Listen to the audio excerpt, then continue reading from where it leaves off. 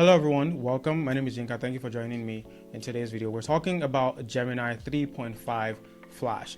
Google recently released this model 2 days ago on the 19th of May, and I do have some thoughts. I want to talk about it, but beyond talking about the model, I also want to compare the model against a few models, right? If you've been with us for a minute, you know that we carry out these comparisons and we sort of put these models against each other and we put them to practical tests regardless of what the benchmarks are saying. Now, Gemini 3.5 is a frontier intelligence with action. So I think Google is going heavy on agentic action. Actually, matter of fact, Gemini 3.5 is one of the products they launched alongside Spark, Gemini Spark, and new version of anti-gravity. So, a bunch of really cool stuff to talk about so far, but I'll focus on 3.5 in this video. Apparently, Google is also hard at work on 3.5 Pro, which is going to be really fun to see considering the results I just got from the test I had run earlier, and I'll show them to you. So 3.5 Pro should be pretty promising.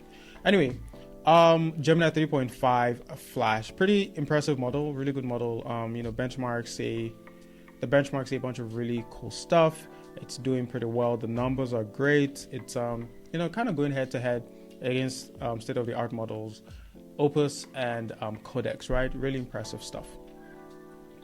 However, though, I saw this recently. Someone put up this tweet that said Gemini 3.5 knowledge cutoff is January 2025, which is over 17 months ago. And that would expect better, at this point in time, because I think someone also said that Opus knowledge cutoff is January 2026, which is about 5 months ago, and GPT 5.5 is December. So like going back 17 months feels really disappointing, I would say. Now, yes, Gemini 3.5 is heavy, really heavy on the agentic side of things. It's sort of like this model, I think, is one that you would use for day-to-day tasks. You have the OpenClaw agent, your Hermes agent, or like a personal agent you're working on. And this model does things really fast. I think it's really responsive and can be reliable for a lot of agentic tasks. So that is Gemini 3.5. If you want a full review, a full breakdown, you can let me know and I could dive into that. Or you could watch a ton of the other YouTube videos that exist. I cannot wait to dive into the comparisons. So let's just get into that real quick. Oh, one more thing before we get into that though. So Gemini 3.5 Flash is really inexpensive. It's about $1.50 per million input tokens. If we can take a look at that just to confirm that here, right? Yeah, so it's about $1.50 per million input token and $9 per million output tokens. So output tokens are really expensive. Input tokens, aren't bad, but compared to Opus and Codex, it's not a terrible deal. But then when you have this model, you look at things like Gemini 2.6 and GLM 5.1, and it's like, is this really a good value for money considering the cost of those other models? Again, let's go to the comparisons. I'll probably make a video comparing Gemini 3.5 against these open source models that I just mentioned. Now, before we get into the nitty gritty, please be sure to give this video a thumbs up, give this video a like. It helps the channel so much. It gives us reach and brings the channel to a lot more people who would find these videos really, really insightful and helpful and practical. So let's get into it. All right, so I put these models side by side against each other, run a bunch of tests, a bunch of prompts, and I don't want to dive deep into like every single prompt or whatever, but there are 4 that really stood out to me.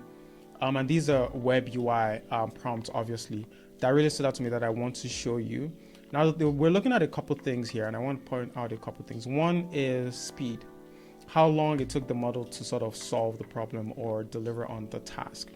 Another one is cost. And then lastly, we will be looking into performance, how well the model actually delivered on the task. So let's take a quick look at what we have going on. So this is the first prompt, the first test we gave to all of our agents, all of our coding models, and this is Gemini's results. Now the goal here was to build like a NASA mission control. If you've seen my Gemini 2.6 video, I ran this test and Gemini 2.6 did a really good job, and I wanted to see how well Gemini would hold up against these other models.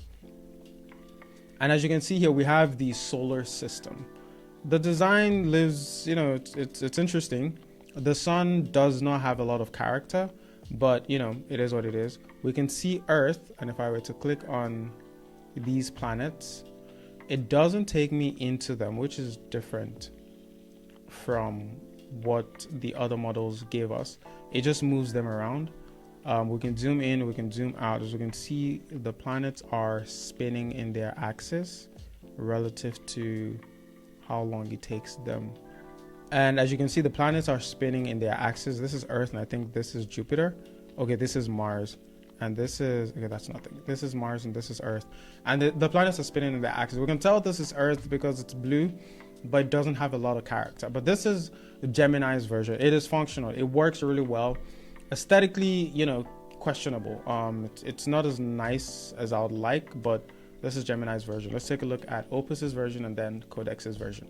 All right, so the exact same prompt, and this is what we got from Opus. It has a bit more character. You can see the sun feels alive. Same with Earth, right? You know, we can the topography is questionable, but you know, it's whatever. And we can see the moon moving around the sun, so that is really, really cool. And we can zoom in, we can zoom out. The Earth is spinning on its axis. We can look at Neptune. Cool. Yeah, you know, Opus's version just has a bit more character, I would say. And we can take a look at the planets here. We can move to Venus.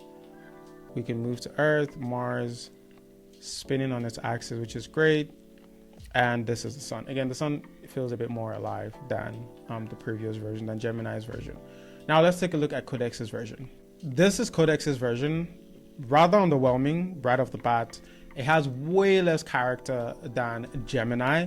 And then Opus's version. Now, bear in mind, these are one-shot prompts, single prompt, no modifications whatsoever. And we expect these models to deliver excellence. And this is what we got from Codex. Yeah, Codex lost, you know, it's just, yeah, this doesn't work for me. The website is functional, the app is functional, but like there is no character in the design. So that is that about that. We're going to move on to the next prompt and see how well each and every one of them performed. Okay, so for our second prompt, we prompted our agents to build, we prompted our models to build a procedural terrain with water and day-night cycles, right? As you can see, this is the moon. It's coming over. It's currently nighttime. We can zoom in, we can zoom out, and it's currently daytime. And this is Gemini's version. It does look pretty good. You know, it's not terrible. We can zoom in. It does look like Minecraft. I like it. I don't hate it. I think this could be a world that you could build like a game on top of it, and it's pretty useful. So it's a terrain. Gemini did a pretty good job. Let's take a look at what Opus put together. All right, so Opus's version again has a bit more character. However, we are able to zoom in, zoom out, and move things around. So that's sort of like, you know, isn't a great user experience, but it's beautiful. I think it's nicer to look at from afar. I can't zoom in and out, which means I can't really inspect the nitty-gritty and pixel peep on how this looks. But from what I can see, it looks pretty. Now let's take a look at what Codex gave us. All right, our procedural low poly terrain from Codex is mid. It's mid as hell. Day and night cycle works, but like, what the hell is this? I mean, this is, you know, underwhelming, man. I mean, okay, well, the day looks nice, kinda, but when it moves to night, it's just like warm, and I can't really see anything. We also can't zoom in and out like we could on Opus's version. So Gemini wins this version, I think, in my opinion. So let's move on to the next task. So for our next task, it was a simple recreation of a landing page I saw on Dribble. Now, this was the landing page. It was just a simple screenshot that I took, and I gave it to the agent that they should recreate this. It was a very simple prompt. I pasted the image because these are multi-model models, and just told them to recreate, you know, this UI. And this is what we got back from Gemini. Pretty close. I think I should put them side by side so we can sort of like see what it looks like. This is Gemini's version. This is the original version, and it's really close. You know, a lot of the assets weren't available. Like, I didn't give it any assets, so you just had to like recreate them to the best of its ability, and it did a pretty good job. Now, you know, so the logo here just went off on a tangent. It wasn't one for one, but the UI looks similar, so it's a win in my book. Now let's see what Opus gave to us. All right, so this is Opus's version. One of the things I like here is when we load the page, it has this really fancy animation. And we don't have that in the other model result. So, Opus, again, character. Opus has character. I think if there's one word I can use to define Opus's execution and results, is just character. And this is what we have. Again, pretty similar to the rest of them. And as you can see, it floats ever so slightly, like it's moving. The text, the things on the web page are just like levitating or floating, which is nice. So this is Codex's version, nothing too crazy, a simple landing page. It's as close as it gets from the original. This is the original Codex, and yeah, nothing too crazy. I think Opus wins, followed closely by Gemini, and then Codex's version. Now the last and final prompt, which I think is my favorite. It's really fun. It's a fun game. Let's see what Gemini did. So this one is my favorite, honestly. This is a Newton Cradle simulator. If you're familiar, you just have a bunch of, so if you're not familiar, the Newton Cradle, you have a bunch of steel together, and then once you pull either one, they just keep hitting each other, and it keeps doing that, and it goes on and on and on and on, right? And we could do two together, and it sort of has the same effect as it would in real life. We could reset the cradle and pull two to the right, and it works well. We could move things. We could increase or reduce the air resistance. We could reduce the elastic restitution, and we could increase gravity strength. So let's increase gravity strength all the way to 25 and see what happens. So gravity, so yeah, it stops quicker.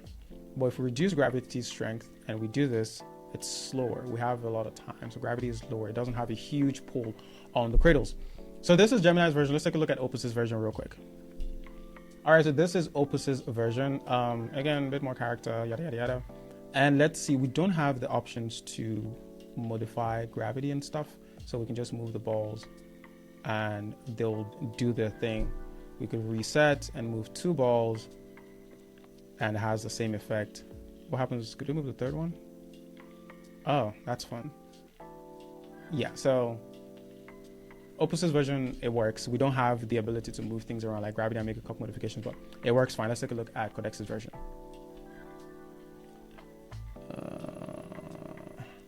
All right. Now, this is Codex's version of the Newton Cradle. We cannot move things around. We can't zoom in or out.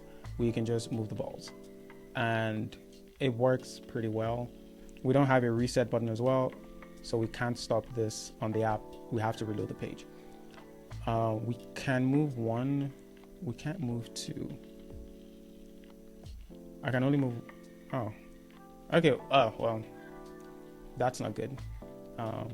I think by the time we move it to a certain length, it brings a. It's not intuitive. It's making assumptions. So I want to be able to pull both balls at the same time. But Codex is like, if I move it too far to an angle, then it brings in the other ball, and that's only when we can have that interaction. Now the simulation, the results works. We can see that they're moving as they should. I don't think all 5 of them should be dangling. The third ball in the middle should stay fixed. So yeah, Codex takes an L for this. Honestly, this is unbelievable. I think from these tests, I'm safe to say that Codex may not be the best bet if you're building out UI, if you're building out interactive web experiences, but it probably does pretty well when you're building out logic, you're trying to solve core infrastructural problems. Codex is probably your best bet. And if you're looking for pretty things, you sort of know where to go. It's Opus. This test, well, again, one-shot prompt, Opus is your guy. If you want to play around, move things around, then yes, you could probably get the same results with Codex and Gemini. But this is a Gemini test. This is a Gemini video. And I have to say, I am sort of impressed by how well it's held its own against these models. And, it's definitely a model that would deliver on whatever task you have for it. All right, so that's pretty much it. Thank you for watching. I hope this was helpful. It was really fun to make. I'm excited for Gemini 3.5. I'll probably look out to add it to my stack, day-to-day stack, and use it to write code a bit more and have a good time overall. But let me know if you'd like to see me put Gemini 3.5 up against Kimi and the open source models, Kimi, GLM, Minimax, and these models, Or if you want to see a direct comparison between Gemini and any model of your choice, I'll be happy to make that happen. Thank you so very much for watching. I hope this was helpful. Please give this video a like so a lot more people would see this video and sort of like understand how these models work. And subscribe if you'd like to see more videos like this one. Peace.